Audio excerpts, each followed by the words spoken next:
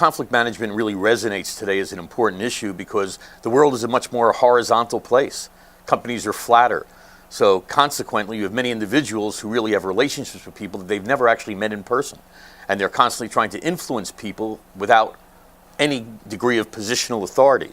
So when you really look at conflict resolution, the idea of trying to actually influence folks without any type of authority really requires a high degree of EQ and an ability to negotiate differences. When conflict is mismanaged, the implications are really dire for an organization. You'll have a large contingent of people who potentially go underground, and the world becomes passive-aggressive. You have many people who will be acting out, and they'll be shooting like email Scud missiles at one another. So essentially, when conflict is mismanaged, you start creating a dysfunctional organization that has to succeed despite itself. And in today's world, where competitive advantage is so fleeting, to throw sand in the gears is absolutely, there is no payoff for that. So it would increase the likelihood of failure. Fundamentally, that's what it would do. Effective conflict management looks like people being able to be candid and authentic with one another, to provide feedback that's descriptive rather than judgmental. You would see people being straight.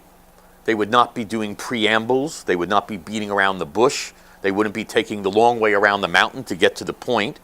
And on the receiving end, for people to be able to depersonalize the issues, to be able to look at the incoming as data versus it's going to be something that's going to cause them pain.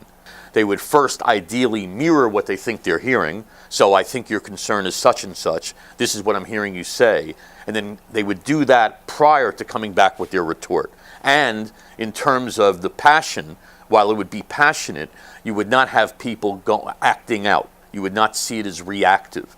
So you really see people modeling how they assert and how they listen. That's really, in my mind, the key. The ability to provide feedback and hear feedback in a depersonalized way, with people literally seeing it as it's a gift. That's what I would say. In order to be a player in an organization today, you have to be willing to manage and press the status quo. Every time you press the status quo, you could be inadvertently ruffling feathers of people who created it before you got there. So the message, first of all, is that conflict resolution done functionally versus dysfunctionally is good, that you're actually paying people for that. So the first point is for people to really recognize and have the leaders message the point that conflict resolution is something they're getting paid to do. It's not a bad thing.